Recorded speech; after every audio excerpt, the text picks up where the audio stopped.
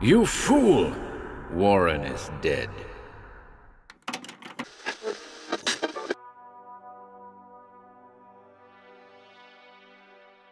Welcome to HorrorBabble. Today, we're pleased to present a recording of the well-known H.P Lovecraft and Harry Houdini collaboration, Imprisoned with the Pharaohs, also known as Under the Pyramids. The story, which was first published in Weird Tales magazine in 1924, is told from the perspective of Houdini, relating an account of the escape artist's unwitting adventure beneath the Great Sphinx of Giza. This recording is dedicated to HorrorBabble listeners everywhere. We thank you for continuing to support our work, ladies and gents. And without further ado, we hope you enjoy this one.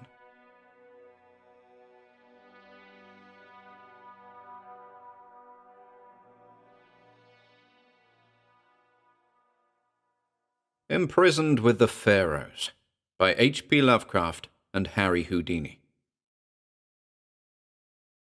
1. Mystery attracts mystery. Ever since the wide appearance of my name as a performer of unexplained feats, I have encountered strange narratives and events which my calling has led people to link with my interests and activities. Some of these have been trivial and irrelevant, some deeply dramatic and absorbing, some productive of weird and perilous experiences, and some involving me in extensive scientific and historical research. Many of these matters I have told and shall continue to tell freely, but there is one of which I speak with great reluctance, and which I am now relating only after a session of grilling persuasion from the publishers of this magazine, who had heard vague rumors of it from other members of my family. The hitherto guarded subject pertains to my non-professional visit to Egypt 14 years ago, and has been avoided by me for several reasons. For one thing, I am averse to exploiting certain unmistakably actual facts and conditions, obviously unknown to the myriad tourists who throng about the pyramids and apparently secreted with much diligence by the authorities at Cairo, who cannot be wholly ignorant of them. For another thing, I dislike to recount an incident in which my own fantastic imagination must have played so great a part. What I saw, or thought I saw, certainly did not take place, but is rather to be viewed as a result of my then recent readings in Egyptology, and of the speculations anent this theme which my environment naturally prompted. These imaginative stimuli, magnified by the excitement of an actual event terrible enough in itself, undoubtedly gave rise to the culminating horror of that grotesque night so long past.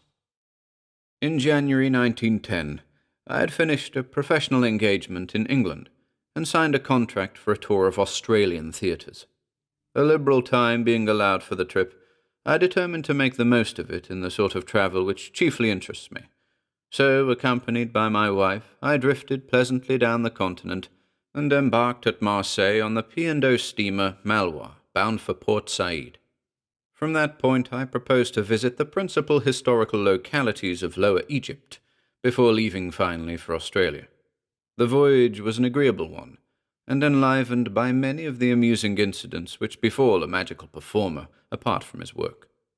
I had intended, for the sake of quiet travel, to keep my name a secret, but was goaded into betraying myself by a fellow magician whose anxiety to astound the passengers with ordinary tricks tempted me to duplicate and exceed his feats in a manner quite destructive of my incognito. I mention this because of its ultimate effect, an effect I should have foreseen before unmasking to a shipload of tourists about to scatter throughout the Nile Valley. What it did was to herald my identity wherever I subsequently went, and deprive my wife and me of all the placid inconspicuousness we had sought. Travelling to seek curiosities, I was often forced to stand inspection as a sort of curiosity myself. We had come to Egypt in search of the picturesque and the mystically impressive, but found little enough when the ship edged up to Port Said and discharged its passengers in small boats. Low dunes of sand, bobbing buoys in shallow water, and a drearily European small town with nothing of interest save the great de Lesseps statue, made us anxious to get on to something more worth our while. After some discussion, we decided to proceed at once to Cairo and the pyramids, later going to Alexandria for the Australian boat and for whatever Greco-Roman sites that ancient metropolis might present. The railway journey was tolerable enough and consumed only 4 hours and a half. We saw much of the Suez Canal, whose route we followed as far as Ismailia, and later had a taste of old Egypt in our glimpse of the restored freshwater canal of the Middle Empire. Then at last we saw Cairo glimmering through the growing dusk, a twinkling constellation which became a blaze as we halted at the great Gare Centrale. But once more disappointment awaited us, for all that we beheld was European, save the costumes and the crowds. A prosaic subway led to a square teeming with carriages, taxicabs and trolley cars, and gorgeous with electric light shining on tall buildings, whilst the very theatre where I was vainly requested to play, and which I later attended as a spectator, had recently been renamed the American Cosmograph. We stopped at Shepherd's Hotel, reached in a taxi that sped along broad, smartly built-up streets, and amidst the perfect service of its restaurant, elevators, and generally Anglo-American luxuries, the mysterious East and immemorial past seemed very far away. The next day, however, precipitated us delightfully into the heart of the Arabian Nights atmosphere, and in the winding ways and exotic skyline of Cairo, the Baghdad of Harun al-Rashid seemed to live again. Guided by our Baedeker, we had struck east past the Ezbeki Gardens along the Muski in quest of the native quarter, and were soon in the hands of a clamorous cicerone who, notwithstanding later developments, was assuredly a master at his trade. Not until afterward did I see that I should have applied at the hotel for a licensed guide. This man, a shaven, peculiarly hollow-voiced and relatively cleanly fellow who looked like a pharaoh and called himself Abdul Rais el-Drogman, appeared to have much power over others of his kind, though subsequently the police professed not to know him, and to suggest that Rice is merely a name for any person in authority, whilst Drogman is obviously no more than a clumsy modification of the word for a leader of tourist parties, dragoman. Abdul led us among such wonders as we had before only read and dreamed of. Old Cairo is itself a storybook and a dream, labyrinths of narrow alleys redolent of aromatic secrets, arabesque balconies and oriels nearly meeting above the cobbled streets, maelstroms of oriental traffic with strange cries, cracking whips, rattling carts, jingling money, and braying donkeys, kaleidoscopes of polychrome robes, veils, turbans, and tarbooshes, water carriers and dervishes, dogs and cats, soothsayers and barbers, and over all the whining of blind beggars crouched in alcoves, and the sonorous chanting of muezzins from minarets limned delicately against a sky of deep, unchanging blue. The roofed, quieter bazaars were hardly less alluring. Spice, perfume, incense, beads, rugs, silks, and brass. Old Mahmud Suleiman squats cross-legged amidst his gummy bottles, while chattering youths pulverize mustard in the hollowed-out capital of an ancient classic column, a Roman Corinthian, perhaps from neighboring Heliopolis, where Augustus stationed one of his 3 Egyptian legions. Antiquity begins to mingle with exoticism, and then the mosques and the museum. We saw them all, and tried not to let our Arabian revel succumb to the darker charm of pharaonic Egypt, which the museum's priceless treasures offered. That was to be our climax, and for the present we concentrated on the medieval Saracenic glories of the caliphs, whose magnificent tomb mosques form a glittering fairy necropolis on the edge of the Arabian desert. At length, Abdul took us along the Sharia Muhammad Ali to the ancient mosque of Sultan Hassan, and the tower-flanked Bab el-Azab, beyond which climbs the steep-walled pass to the mighty citadel that Saladin himself built with the stones of forgotten pyramids. It was sunset when we scaled that cliff, circled the modern mosque of Muhammad Ali, and looked down from the dizzying parapet over mystic Cairo, Mystic Cairo, all golden, with its carven domes, its ethereal minarets, and its flaming gardens. Far over the city towered the great Roman dome of the new museum, and beyond it, across the cryptic yellow Nile that is the mother of eons and dynasties, lurked the menacing sands of the Libyan desert, undulant and iridescent and evil with older arcana. The red sun sank low, bringing the relentless chill of Egyptian dusk, and as it stood poised on the world's rim like that ancient god of Heliopolis, Re-Herakti, the horizon sun, we saw silhouetted against its vermeil holocaust the black outlines of the pyramids of Giza.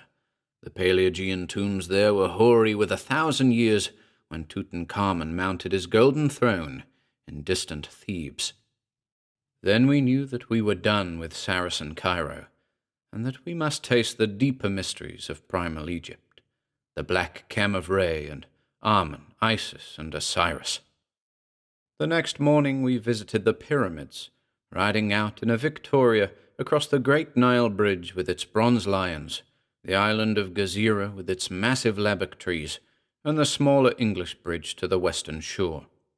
Down the shore road we drove, between great rows of lebbeks, and past the vast zoological gardens, to the suburb of Giza, where a new bridge to Cairo proper has since been built.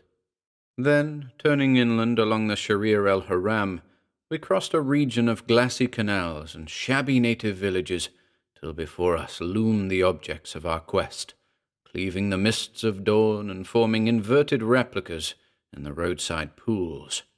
40 centuries, as Napoleon had told his campaigners there, indeed looked down upon us. The road now rose abruptly, till we finally reached our place of transfer between the trolley station and the Mina House Hotel. Abdul Rice, who capably purchased our pyramid tickets, seemed to have an understanding with the crowding, yelling, and offensive Bedouins who inhabited a squalid mud village some distance away, and pestiferously assailed every traveller. For he kept them very decently at bay, and secured an excellent pair of camels for us, himself mounting a donkey, and assigning the leadership of our animals to a group of men and boys more expensive than useful. The area to be traversed was so small that camels were hardly needed, but we did not regret adding to our experience this troublesome form of desert navigation.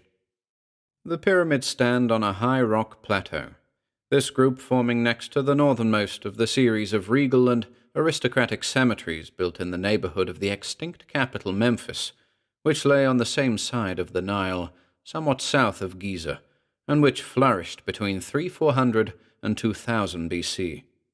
The greatest pyramid, which lies nearest the modern road, was built by King Cheops or Khufu about 2800 BC, and stands more than 450 feet in perpendicular height. In a line southwest from this are successively the second pyramid, built a generation later by King Khephren, and though slightly smaller, looking even larger because set on higher ground, and the radically smaller third pyramid of King Mycerinus, built about 2700 BC. Near the edge of the plateau and due east of the second pyramid, with a face probably altered to form a colossal portrait of Khephren, its royal restorer, stands the monstrous Sphinx, mute, sardonic, and wise beyond mankind and memory. Minor pyramids and the traces of ruined minor pyramids are found in several places, and the whole plateau is pitted with the tombs of dignitaries of less than royal rank.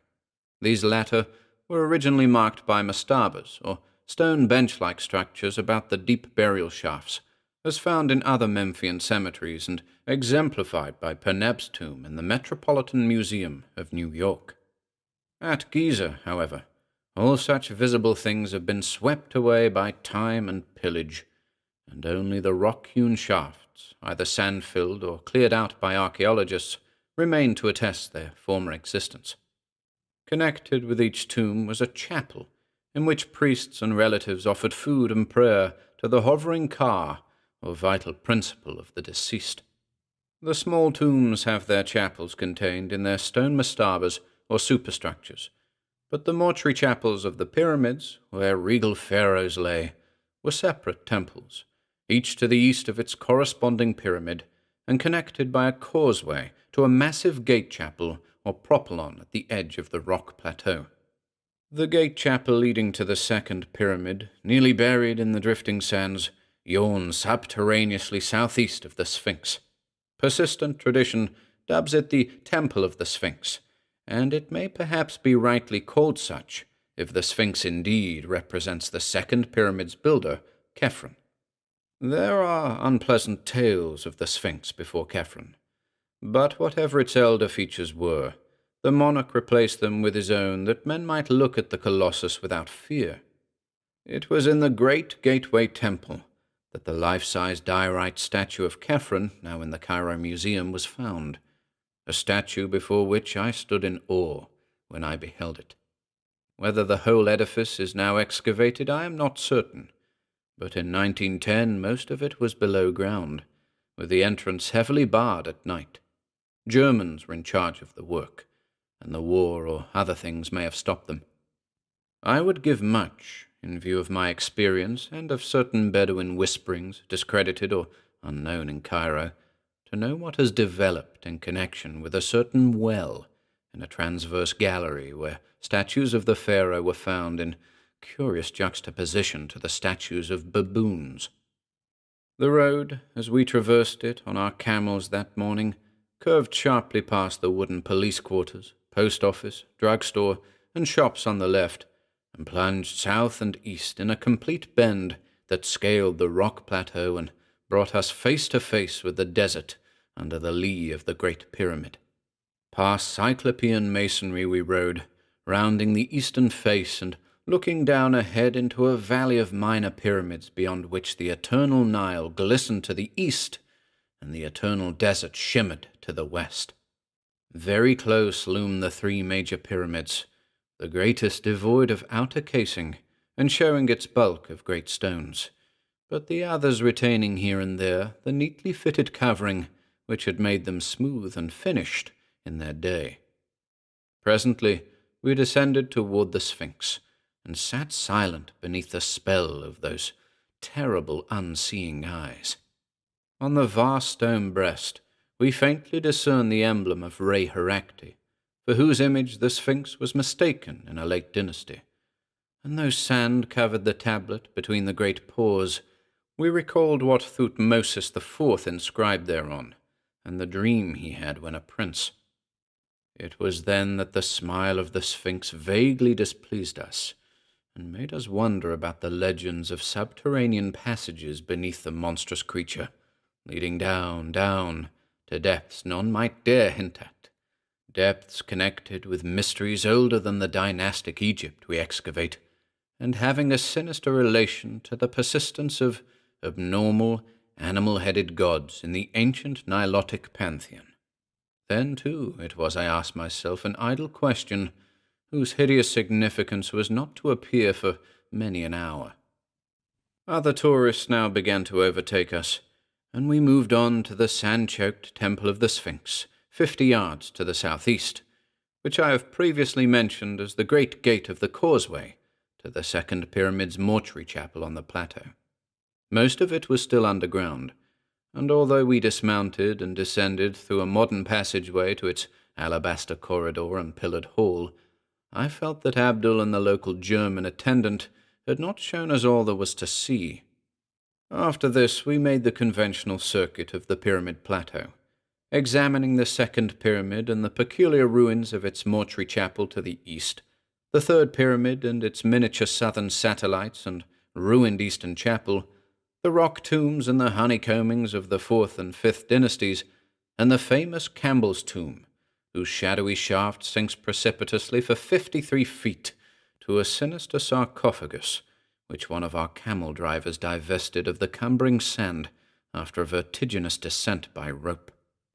Cries now assailed us from the Great Pyramid, where Bedouins were besieging a party of tourists with offers of guidance to the top, or of displays of speed in the performance of solitary trips up and down.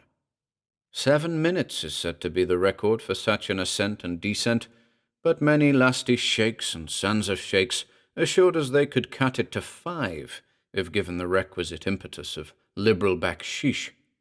They did not get this impetus, though we did let Abdul take us up, thus obtaining a view of unprecedented magnificence, which included not only remote and glittering Cairo with its crowned citadel and background of gold-violet hills, but all the pyramids of the Memphian district as well, from Abu Rosh on the north to the Dashur on the south. The Saqqara Step Pyramid, which marks the evolution of the low mastaba into the true pyramid, showed clearly and alluringly in the sandy distance. It is close to this transition monument that the famed tomb of Perneb was found, more than 400 miles north of the Theban rock valley where Tutankhamun sleeps. Again, I was forced to silence through sheer awe. The prospect of such antiquity, and the secrets each hoary monument seemed to hold and brood over, filled me with a reverence and sense of immensity nothing else ever gave me. Fatigued by our climb, and disgusted with the importunate Bedouins whose actions seemed to defy every rule of taste, we omitted the arduous detail of entering the cramped interior passages of any of the pyramids, though we saw several of the hardiest tourists preparing for the suffocating crawl through Cheops's mightiest memorial. As we dismissed and overpaid our local bodyguard and drove back to Cairo with Abdul Rice under the afternoon sun, we half regretted the omission we had made. Such fascinating things were whispered about the lower pyramid passages not in the guidebooks, passages whose entrances had been hastily blocked up and concealed by certain uncommunicative archaeologists who had found and begun to explore them. Of course, this whispering was largely baseless on the face of it, but it was curious to reflect how persistently visitors were forbidden to enter the pyramids at night, or to visit the lowest burrows and crypt of the Great Pyramid. Perhaps in the latter case, it was the psychological effect which was feared, the effect on the visitor of feeling himself huddled down beneath a gigantic world of solid masonry, joined to the life he has known by the merest tube in which he may only crawl, and which any accident or evil design might block. The whole subject seemed so weird and alluring that we resolved to pay the Pyramid Plateau another visit at the earliest possible opportunity. For me, this opportunity came much earlier than I expected. That evening, the members of our party feeling somewhat tired after the strenuous program of the day, I went alone with Abdul Rice for a walk through the picturesque Arab quarter. Though I had seen it by day, I wished to study the alleys and bazaars in the dusk, when rich shadows and mellow gleams of light would add to their glamour and fantastic illusion.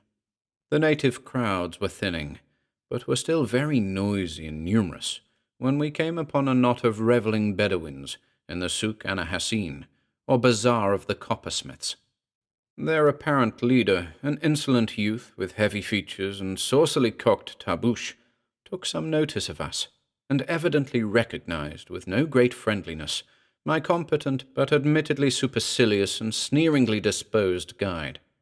Perhaps, I thought, he resented that odd reproduction of the Sphinx's half-smile which I had often remarked with amused irritation, or perhaps he did not like the hollow and sepulchral resonance of Abdul's voice. At any rate, the exchange of ancestrally opprobrious language became very brisk, and before long Halizes, as I heard the stranger called when called by no worse name, began to pull violently at Abdul's robe, an action quickly reciprocated, and leading to a spirited scuffle, in which both combatants lost their sacredly cherished headgear, and would have reached an even direr condition had I not intervened and separated them by main force. My interference, at first seemingly unwelcome on both sides, succeeded at last in effecting a truce. Sullenly, each belligerent composed his wrath and his attire, and with an assumption of dignity as profound as it was sudden, the two formed a curious pact of honor, which I soon learned is a custom of great antiquity in Cairo, a pact for the settlement of their difference by means of a nocturnal fist-fight atop the Great Pyramid, long after the departure of the last moonlight sightseer. Each duelist was to assemble a party of seconds, and the affair was to begin at midnight, proceeding by rounds in the most civilized possible fashion. In all this planning, there was much which excited my interest. The fight itself promised to be unique and spectacular, while the thought of the scene on that hoary pile overlooking the antediluvian plateau of Giza under the wan moon of the pallid small hours appealed to every fibre of imagination in me. A request found Abdul exceedingly willing to admit me to his party of seconds, so that all the rest of the early evening I accompanied him to various dens in the most lawless regions of the town, mostly northeast of the Esbeki, where he gathered one by one a select and formidable band of congenial cutthroats as his pugilistic background. Shortly after 9, our party, mounted on donkeys bearing such royal or tourist-reminiscent names as Ramesses, Mark Twain, J.P. Morgan, and Minnehaha, edged through street labyrinths both oriental and occidental, crossed the muddy and mast-forested Nile by the bridge of the Bronze Lions, and cantered philosophically between the lebbeks on the road to Giza.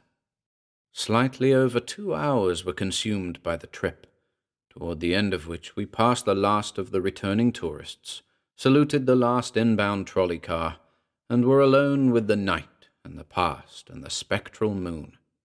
Then we saw the vast pyramids at the end of the avenue, ghoulish with a dim atavistical menace which I had not seemed to notice in the daytime. Even the smallest of them held a hint of the ghastly, for was it not in this that they had buried Queen Nitocris alive in the 6th dynasty, subtle Queen Nitocris who once invited all her enemies to a feast in a temple below the Nile and drowned them by opening the water gates?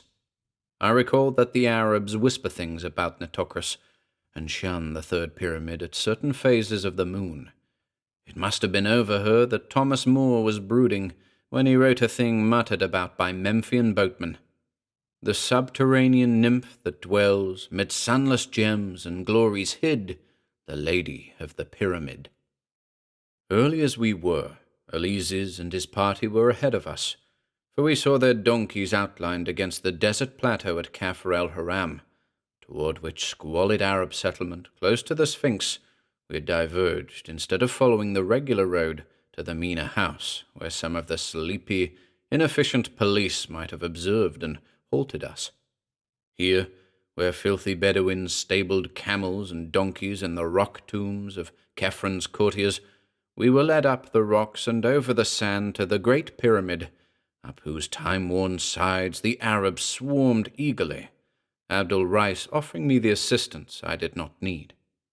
As most travelers know, the actual apex of this structure has long been worn away, leaving a reasonably flat platform 12 yards square. On this eerie pinnacle, a squared circle was formed, and in a few moments the sardonic desert moon leered down upon a battle which, but for the quality of the ringside cries, might well have occurred at some minor athletic club in America. As I watched it, I felt that some of our less desirable institutions were not lacking, for every blow, feint, and defense bespoke stalling to my not inexperienced eye. It was quickly over, and despite my misgivings as to methods, I felt a sort of proprietary pride when Abdul Rice was adjudged the winner. Reconciliation was phenomenally rapid, and amidst the singing, fraternizing, and drinking which followed, I found it difficult to realize that a quarrel had ever occurred.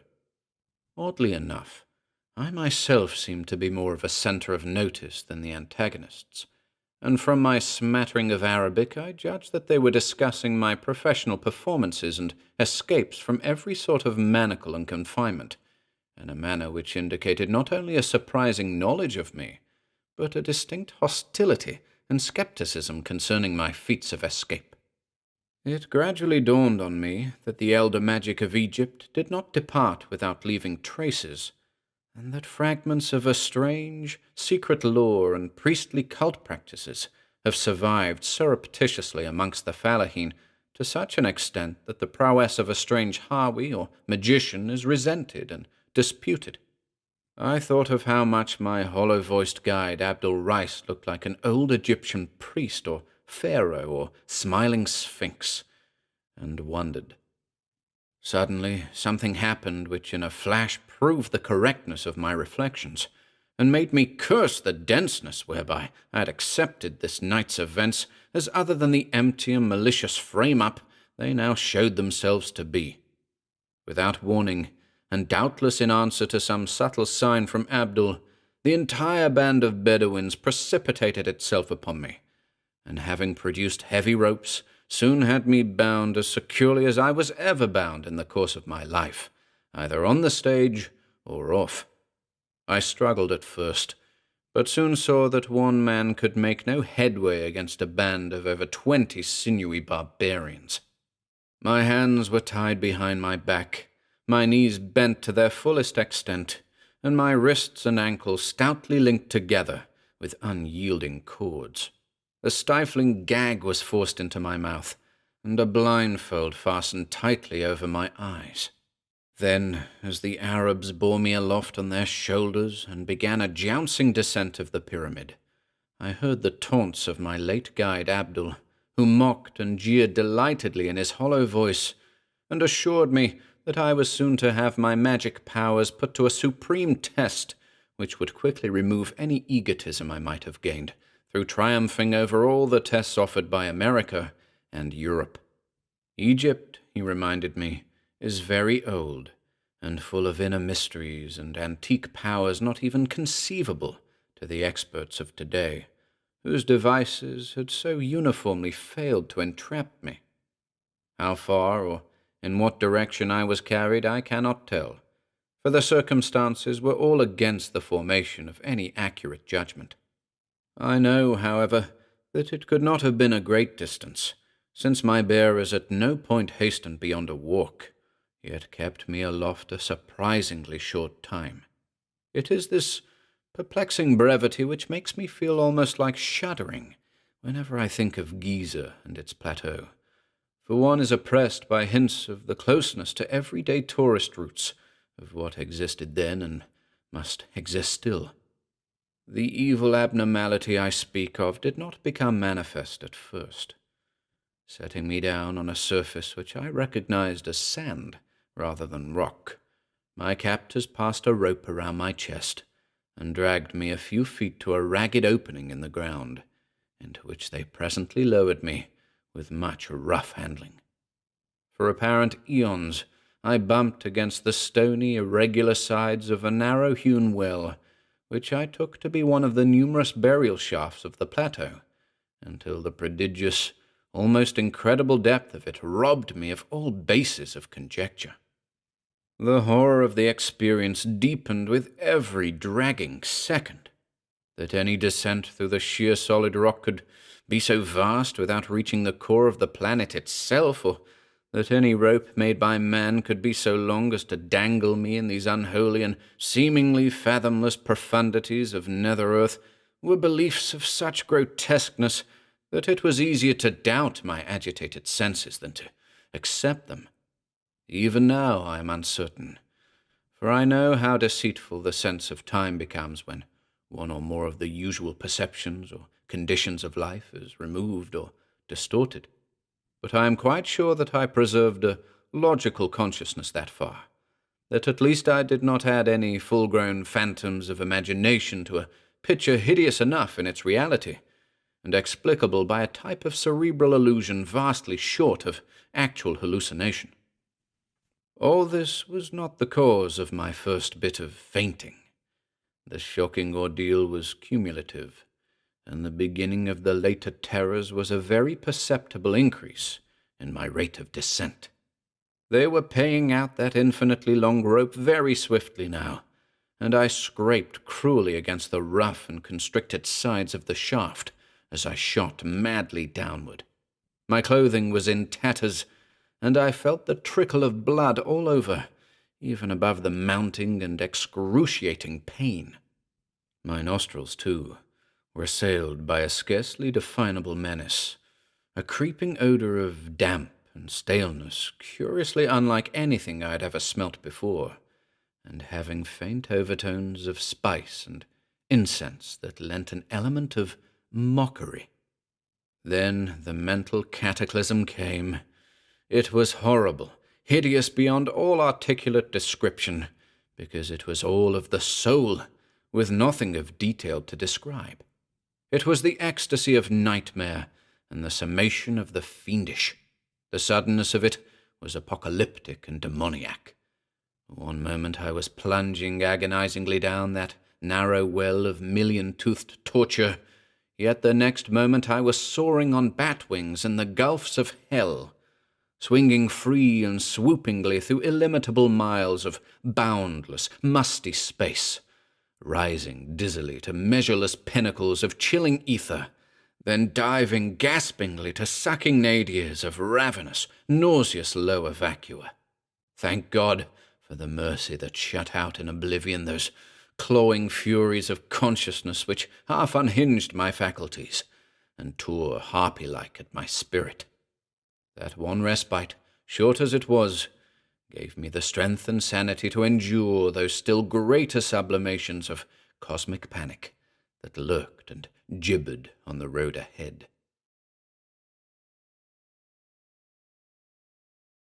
2. It was very gradually that I regained my senses after that eldritch flight through Stygian space. The process was infinitely painful, and coloured by fantastic dreams in which my bound and gagged condition found singular embodiment. The precise nature of these dreams was very clear while I was experiencing them, but became blurred in my recollection almost immediately afterward, and was soon reduced to the merest outline by the terrible events, real or imaginary, which followed. I dreamed that I was in the grasp of a great and horrible paw, a yellow, hairy, five-clawed paw, which had reached out of the earth to crush and engulf me. And when I stopped to reflect what the paw was, it seemed to me that it was Egypt. In the dream, I looked back at the events of the preceding weeks, and saw myself lured and enmeshed little by little, subtly and insidiously, by some hellish ghoul spirit of the elder Nile sorcery, some spirit that was in Egypt before ever man was, and that will be when man is no more. I saw the horror and unwholesome antiquity of Egypt, and the grisly alliance it has always had with the tombs and temples of the dead.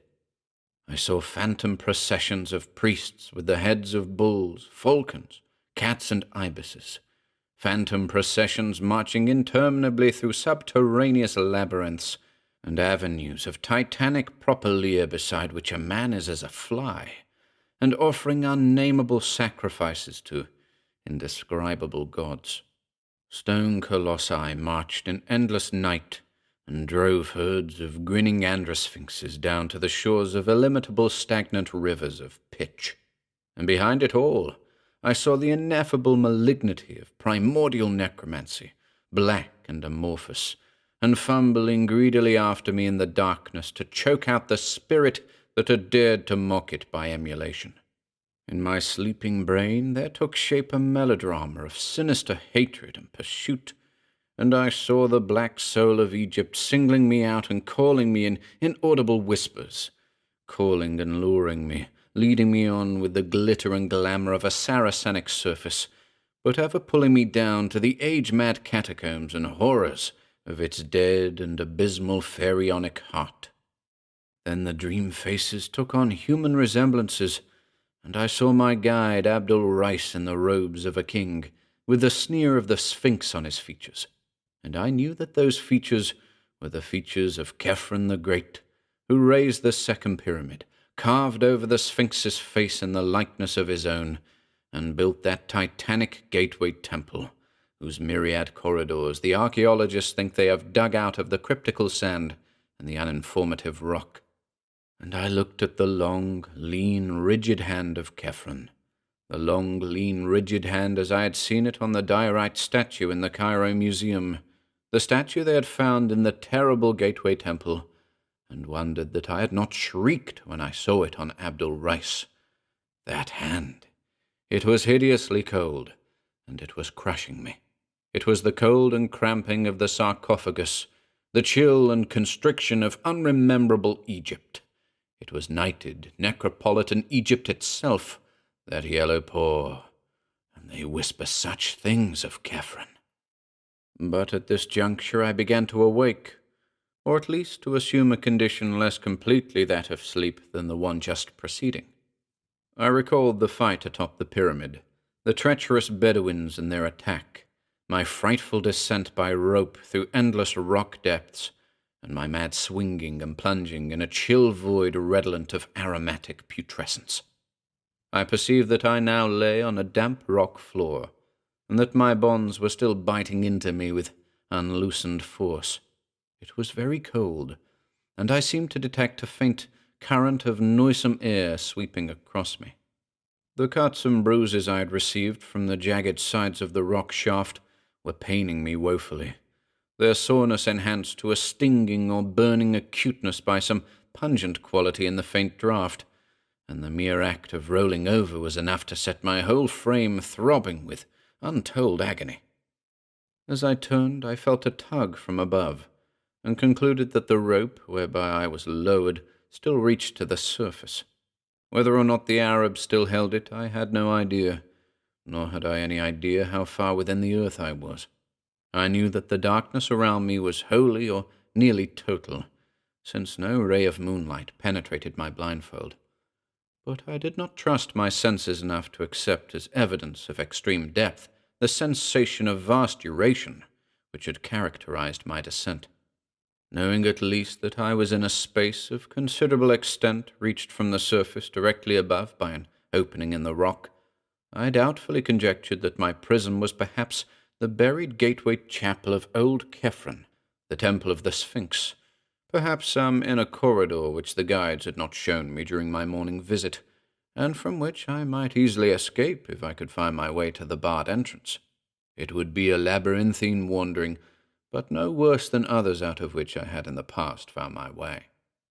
The first step was to get free of my bonds, gag, and blindfold, and this I knew would be no great task, since subtler experts than these Arabs had tried every known species of fetter upon me during my long and varied career as an exponent of escape, yet had never succeeded in defeating my methods.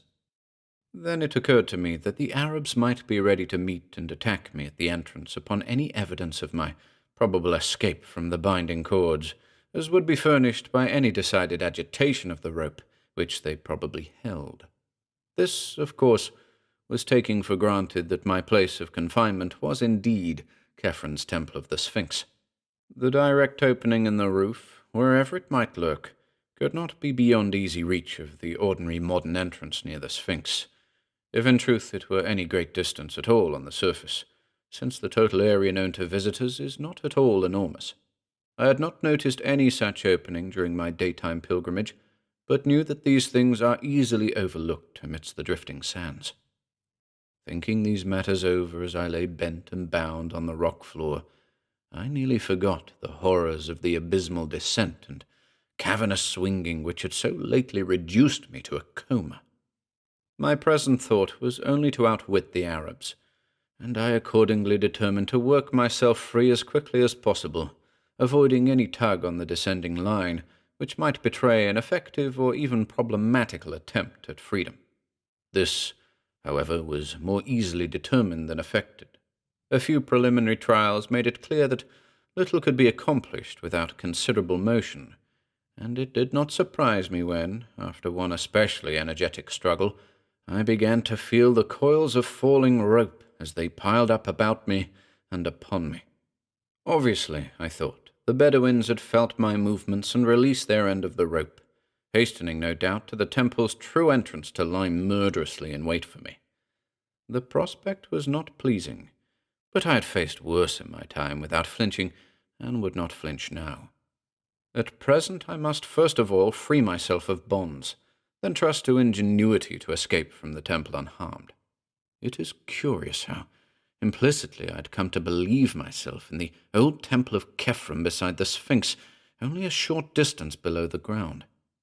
That belief was shattered, and every pristine apprehension of preternatural depth and demoniac mystery revived, by a circumstance which grew in horror and significance even as I formulated my philosophical plan.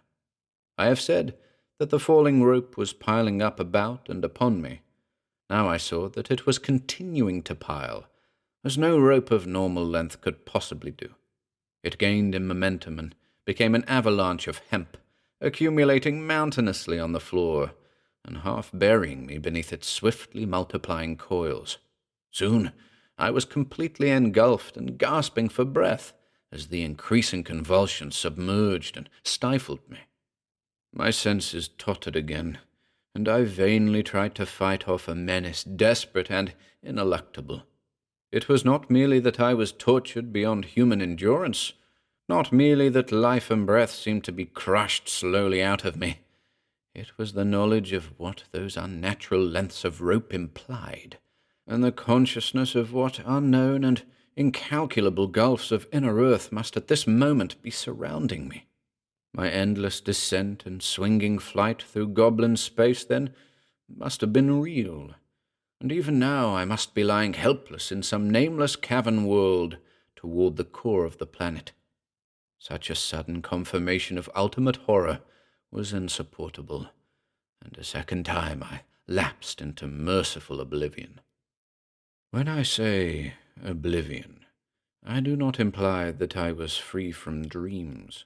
On the contrary, my absence from the conscious world was marked by visions of the most unutterable hideousness. God, if only I had not read so much Egyptology before coming to this land which is the fountain of all darkness and terror. This second spell of fainting filled my sleeping mind anew with shivering realization of the country and its archaic secrets, and through some damnable chance my dreams turned to the ancient notions of the dead and their sojournings in soul and body beyond those mysterious tombs which were more houses than graves. I recalled, in dream shapes which it is as well that I do not remember, the peculiar and elaborate construction of Egyptian sepulchres, and the exceedingly singular and terrific doctrines which determined this construction. All these people thought of was death and the dead. They conceived of a literal resurrection of the body, which made them mummified with desperate care, and preserve all the vital organs in canopic jars near the corpse, whilst, besides the body, they believed in two other elements: the soul, which after its weighing and approval by Osiris dwelt in the land of the blessed, and the obscure and portentous Ka, or life principle, which wandered about the upper and lower worlds in a horrible way, demanding occasional access to the preserved body, consuming the food offerings brought by priests and pious relatives to the mortuary chapel, and sometimes, as men whispered, taking its body or the wooden double always buried beside it, and stalking noxiously abroad on errands peculiarly repellent. For thousands of years those bodies rested gorgeously encased and staring glassily upward when not visited by the Ka, awaiting the day when Osiris should restore both Ka and soul, and lead forth the stiff legions of the dead from the sunken houses of sleep. It was to have been a glorious rebirth, but not all souls were approved, nor were all tombs inviolate, so that certain grotesque mistakes and fiendish abnormalities were to be looked for. Even today the Arabs murmur of unsanctified convocations and unwholesome worship in forgotten nether abysses, which only winged invisible cars and soulless mummies may visit and return unscathed.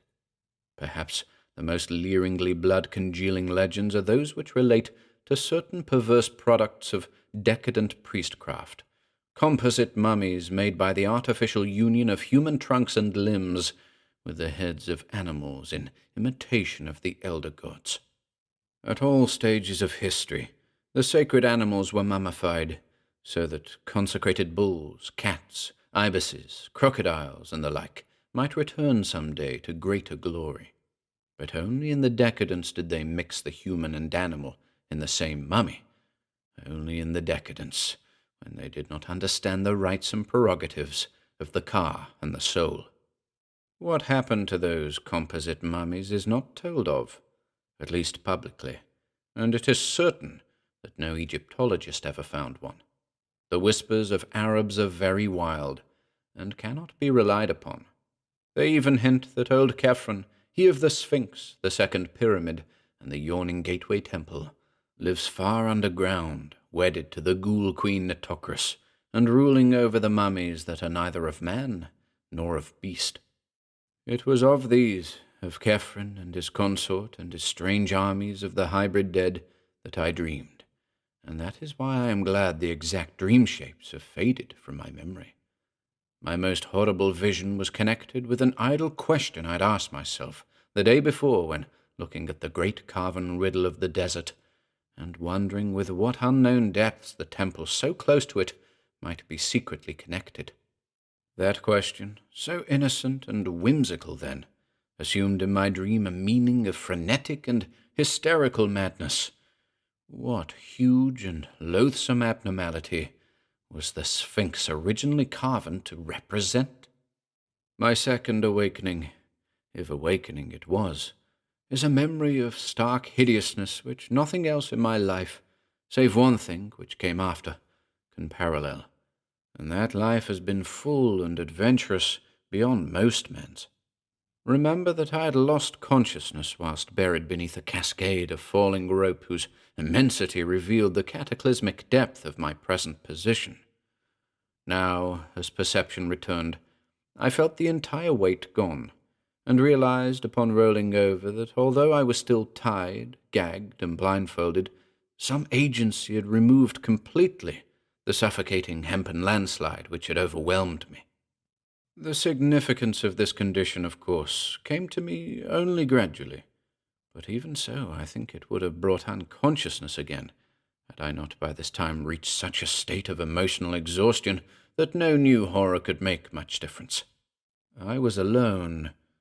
With what? Before I could torture myself with any new reflection or make any fresh effort to escape from my bonds, an additional circumstance became manifest. Pains not formerly felt were racking my arms and legs, and I seemed coated with a profusion of dried blood beyond anything my former cuts and abrasions could furnish. My chest, too, seemed pierced by 100 wounds, as though some malign, titanic ibis had been pecking at it. Assuredly, the agency which had removed the rope was a hostile one, and it began to wreak terrible injuries upon me when somehow impelled to desist. Yet at the time my sensations were distinctly the reverse of what one might expect. Instead of sinking into a bottomless pit of despair, I was stirred to a new courage and action. For now I felt that the evil forces were physical things which a fearless man might encounter on an even basis. On the strength of this thought, I tugged again at my bonds, and used all the art of a lifetime to free myself, as I had so often done amidst the glare of lights and the applause of vast crowds. The familiar details of my escaping process commenced to engross me, and now that the long rope was gone, I half regained my belief that the supreme horrors were hallucinations after all, and that there had never been any terrible shaft, measureless abyss, or interminable rope. Was I, after all, in the gateway temple of Khephren beside the Sphinx, and had the sneaking Arab stolen in to torture me as I lay helpless there? At any rate, I must be free. Let me stand up unbound, ungagged, and with eyes open to catch any glimmer of light which might come trickling from any source, and I could actually delight in the combat against evil and treacherous foes. How long I took in shaking off my encumbrances, I cannot tell. It must have been longer than in my exhibition performances, because I was wounded, exhausted, and enervated by the experiences I had passed through.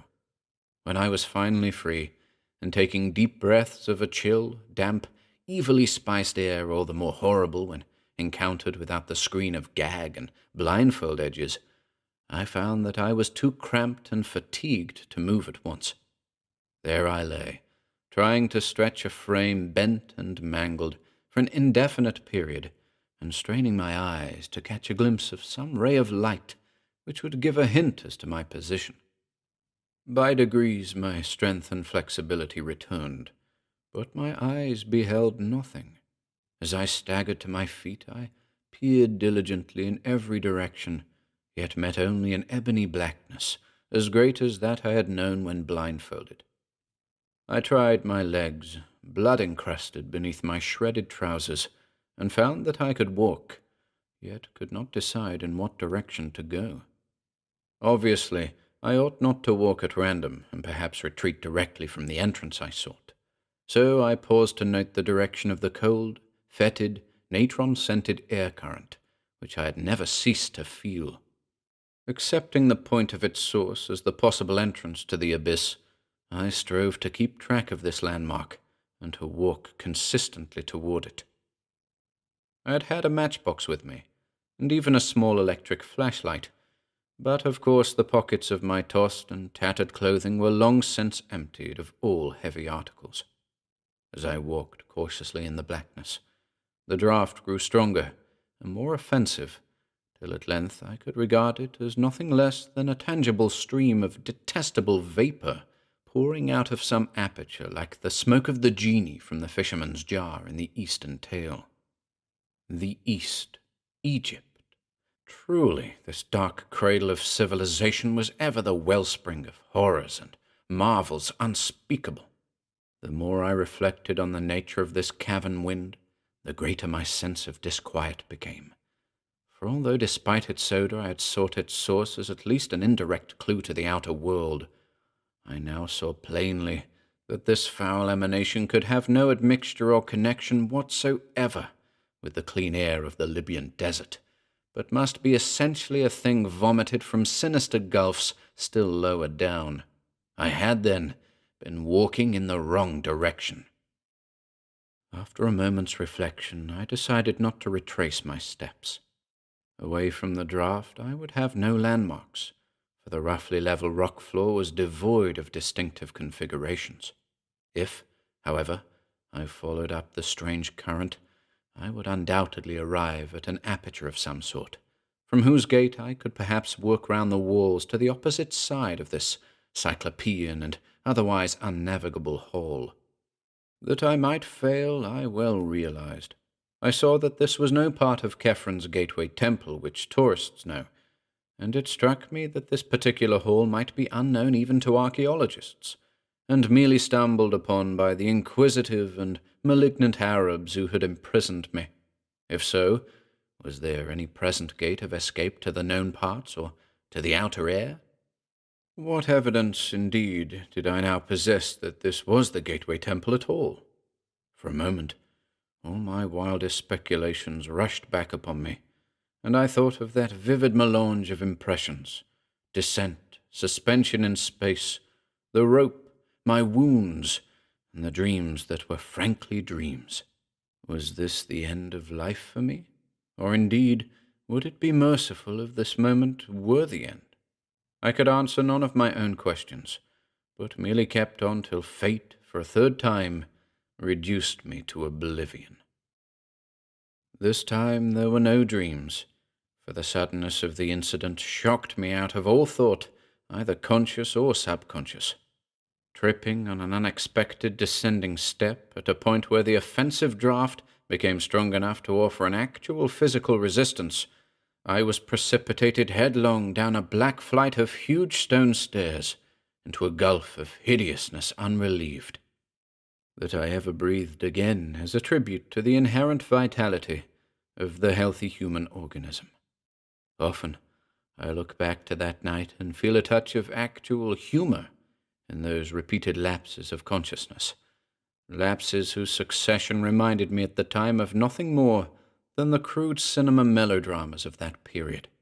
Of course, it is possible that the repeated lapses never occurred, and that all the features of that underground nightmare were merely the dreams of one long coma, which began with the shock of my descent into that abyss, and ended with the healing balm of the outer air and of the rising sun which found me stretched on the sands of Giza before the sardonic and dawn-flushed face of the Great Sphinx. I prefer to believe this latter explanation as much as I can. Hence was glad when the police told me that the barrier to Khephren gateway temple had been found unfastened, and that a sizable rift to the surface did actually exist in one corner, of the still buried part. I was glad, too, when the doctors pronounced my wounds only those to be expected from my seizure, blindfolding, lowering, struggling with bonds, falling some distance, perhaps into a depression in the temple's inner gallery, dragging myself to the outer barrier and escaping from it, and experiences like that, a very soothing diagnosis. And yet I know that there must be more than appears on the surface.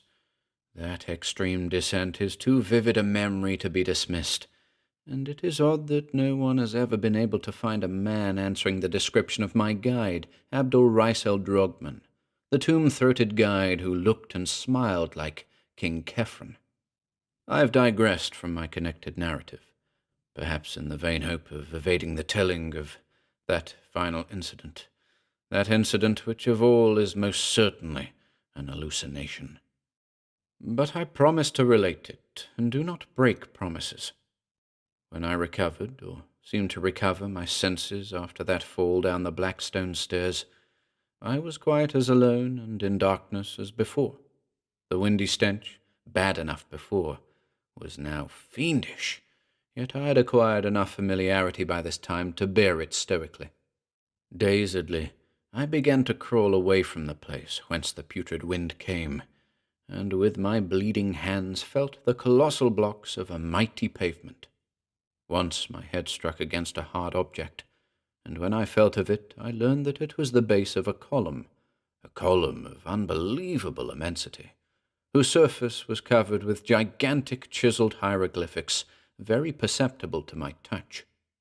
Crawling on, I encountered other Titan columns at incomprehensible distances apart, when suddenly my attention was captured by the realization of something which must have been impinging on my subconscious hearing long before the conscious sense was aware of it. From some still lower chasm in earth's bowels were proceeding certain sounds, measured and definite, and like nothing I had ever heard before. That they were very ancient and distinctly ceremonial, I felt almost intuitively, and much reading in Egyptology led me to associate them with the flute, the sambuc, the sistrum, and the tympanum. In their rhythmic piping, droning, rattling, and beating, I felt an element of terror beyond all the known terrors of earth, a terror peculiarly disassociated from personal fear, and taking the form of a sort of objective pity for our planet, that it should hold within its depths such horrors as must lie beyond these age-panic cacophonies. The sounds increased in volume, and I felt that they were approaching. Then, and may all the gods of all pantheons unite to keep the like from my ears again, I began to hear, faintly and afar off, the morbid and millennial tramping of the marching things. It was hideous that footfalls so dissimilar should move in such perfect rhythm. The training of unhallowed thousands of years must lie behind that march of earth's inmost monstrosities, padding, clicking, walking, stalking, rumbling, lumbering, crawling, and all to the abhorrent discords of those mocking instruments. And then, God keep the memory of those Arab legends out of my head, the mummies without souls, the meeting place of the wandering cars, the hordes of the devil-cursed pharaonic dead of 40 centuries, the composite mummies led through the uttermost onyx voids by King Khephren and his ghoul queen, Nitocris. The tramping drew nearer. Heaven save me from the sound of those feet and paws and hooves and pads and talons as it commenced to acquire detail. Down limitless reaches of sunless pavement a spark of light flickered in the malodorous wind, and I drew behind the enormous circumference of a cyclopic column that I might escape for a while the horror that was stalking million-footed toward me through gigantic hyperstyles of inhuman dread and phobic antiquity. The flickers increased, and the tramping and dissonant rhythm grew sickeningly loud. In the quivering orange light there stood faintly forth a scene of such stony awe that I gasped from a sheer wonder that conquered even fear and repulsion. bases of columns whose middles were higher than human sight, mere bases of things that must each dwarf the Eiffel Tower to insignificance, hieroglyphics carved by unthinkable hands in caverns where daylight can be only a remote legend. I would not look at the marching things. That I desperately resolved as I heard their creaking joints and nitrous wheezing above the dead music and the dead tramping. It was merciful that they did not speak, but God, their crazy torches began to cast shadows on the surface of those stupendous columns. Heaven take it away! Hippopotami should not have human hands and carry torches. Men should not have the heads of crocodiles. I tried to turn away, but the shadows and the sounds and the stench were everywhere. Then I remembered something I used to do in half-conscious nightmares as a boy, and began to repeat to myself, "This is a dream, this is a dream." But it was of no use, and I could only shut my eyes and pray. At least that is what I think I did, for one is never sure in visions, and I know this can have been nothing more. I wondered whether I should ever reach the world again, and at times would furtively open my eyes to see if I could discern any feature of the place, other than the wind of spiced putrefaction, the topless columns, and the thaumatropically grotesque shadows of abnormal horror. The sputtering glare of multiplying torches now shone, and unless this hellish place were wholly without walls, I could not fail to see some boundary or fixed landmark soon. But I had to shut my eyes again when I realized how many of the things were assembling, and when I glimpsed a certain object walking solemnly and steadily without any body above the waist. A fiendish and ululent corpse gurgle or death rattle now split the very atmosphere, the charnel atmosphere poisonous with naphtha and bitumen blasts, in one concerted chorus from the ghoulish legion of hybrid blasphemies.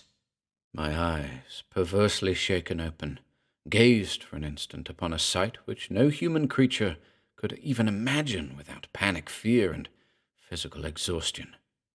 The things had filed ceremonially in one direction, the direction of the noisome wind, where the light of their torches showed their bended heads, or the bended heads of such as had heads. They were worshipping before a great black fetor-belching aperture, which reached up almost out of sight, and which I could see was flanked at right angles by two giant staircases, whose ends were far away in shadow. One of these was indubitably the staircase I had fallen down. The dimensions of the whole were fully in proportion with those of the columns. An ordinary house would have been lost in it, and any average public building could easily have been moved in and out. It was so vast a surface that only by moving the eye could one trace its boundaries. So vast, so hideously black, and so aromatically stinking. Directly in front of this yawning Polyphemus door, the things were throwing objects, evidently sacrifices or religious offerings, to judge by their gestures.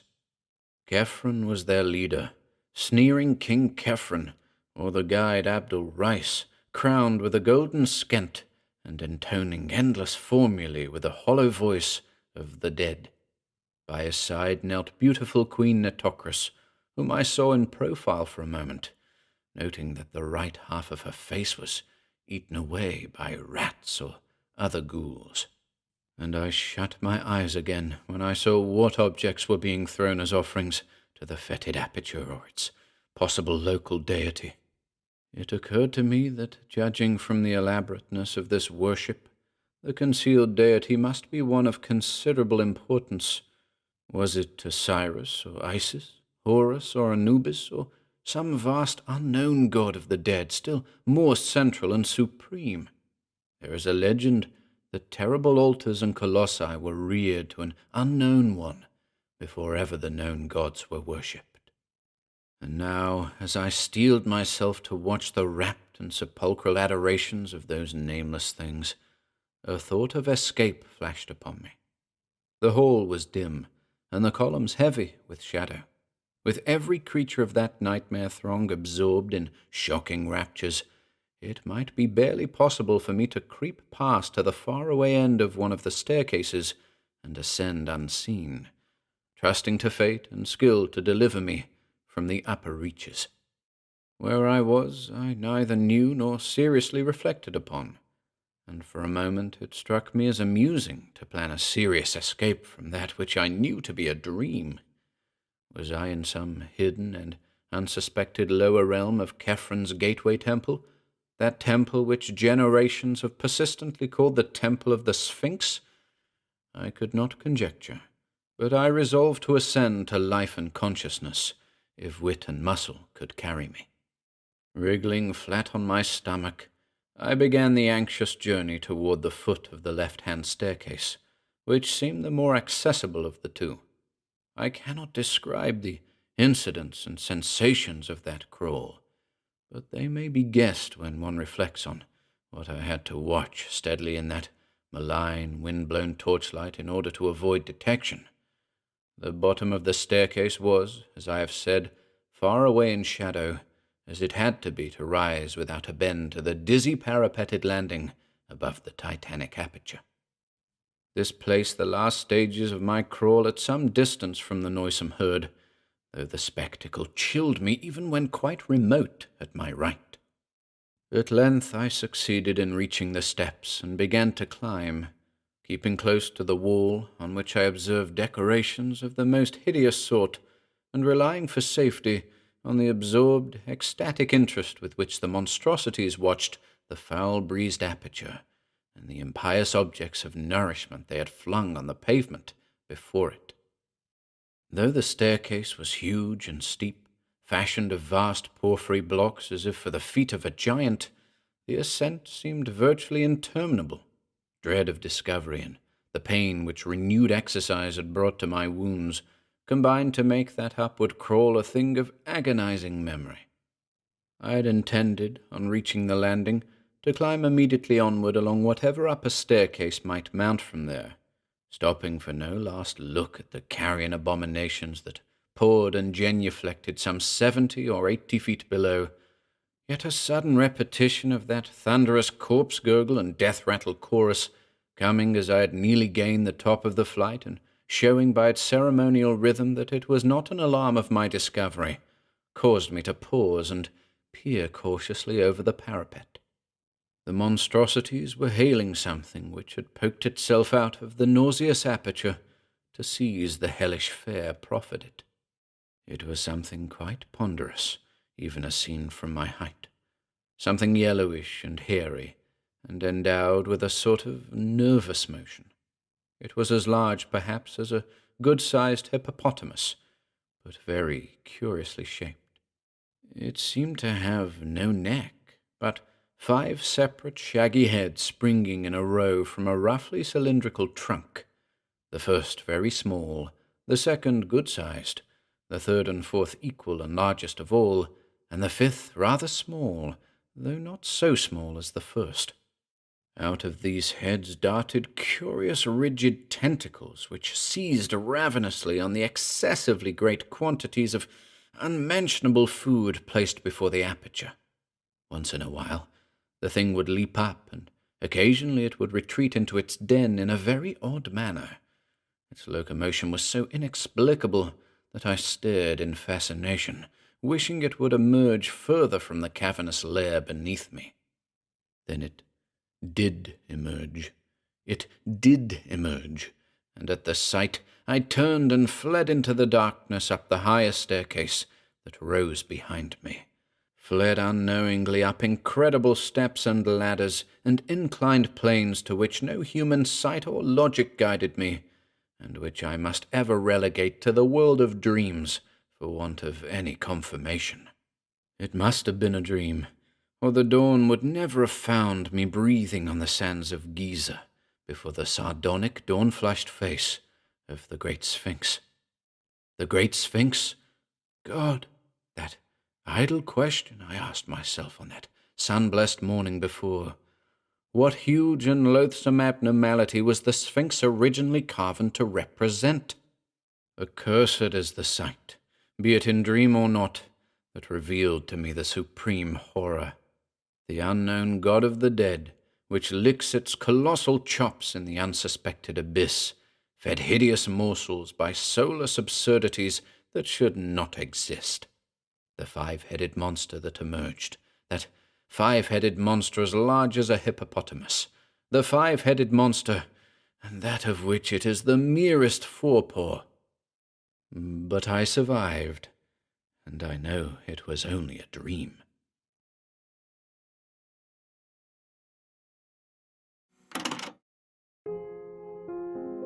If you enjoyed listening today, be sure to subscribe to the channel by hitting the red subscribe button below. After doing so, click the bell icon next to the subscribe button to receive new content notifications. If you'd like to support our work and receive exclusive perks, consider becoming a channel member by clicking the join button below. To support us in other ways, see the video description for links to our Bandcamp and Patreon pages, our merch store over at Teespring, and further information relating to our releases on Audible, iTunes, and Spotify. And until next time,